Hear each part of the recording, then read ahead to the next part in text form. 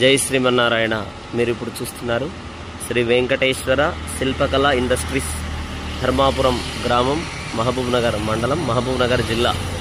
ఇది మనకు మహబూబ్ నగర్ నుండి దేవరకద్ర, రాయచూరు వెళ్ళే మార్గంలో మహబూబ్ నగర్ నుండి రోడ్డు మార్గము ద్వారా ఒక 5 కిలోమీటర్ల దూరంలో ఉంటుంది. ఇక్కడ అన్ని రకాల దేవాలయాలకు సంబంధించిన రాతి నిర్మాణ పనులన్నీ కూడా జరుగుతూ ఉంటాయి.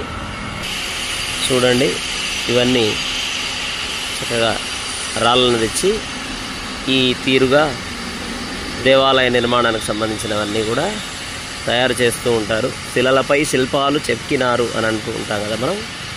చక్కగా రాళ్ళను సేకరించి నిర్మాణానికి ఏవి అనువైనవో వాటిని సేకరించి ఆ రాళ్లతో తయారు చేస్తూ ఉంటారు. ఇక్కడ మీరు చూసుకున్నట్లయితే నమూనా రాతితోనే దేవాలయ నిర్మాణం.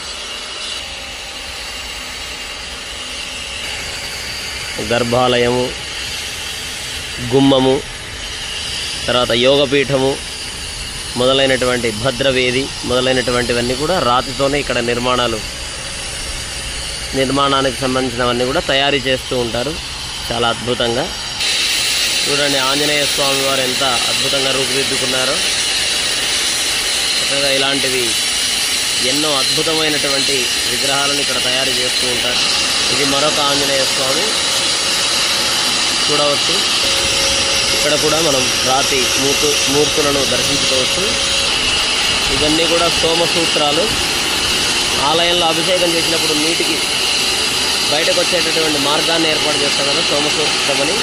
అవి ఇట్లా తయారు చేస్తూ ఉన్నారు. ఈ మూర్తి చూడండి, దత్తాత్రేయుడు ఇంకా చెక్కుతూ ఉన్నారు, తయారు చేస్తూ ఉన్నారు. మనం చూడవచ్చు. ఇక్కడ చూడండి, ఆంజనేయ స్వామి తయారు చేస్తూ ఉన్నారు. ముందుగా ఈ తీరుగా ఉన్నటువంటి మామూలు రాయిని సేకరించి, బండను సేకరించి చక్కగా ఆర్ట్ వేసుకొని ఈ తీరుగా శిల్పి తయారు చేస్తాడు. దేవాలయ నిర్మాణానికి సంబంధించిన ధ్వజస్తంభాలు, దీపస్తంభాలు, రాతి స్తంభాలు ఇవన్నీ కూడా ఇక్కడ చక్కగా అత్యద్భుతంగా నిర్మాణం అవుతూ ఉన్నాయి, రూపుదిద్దుకుంటూ ఉన్నాయి. ఇలా పెద్ద పెద్ద రాళ్లను తెప్పించి వీటి ద్వారా నిర్మాణం చేస్తారు.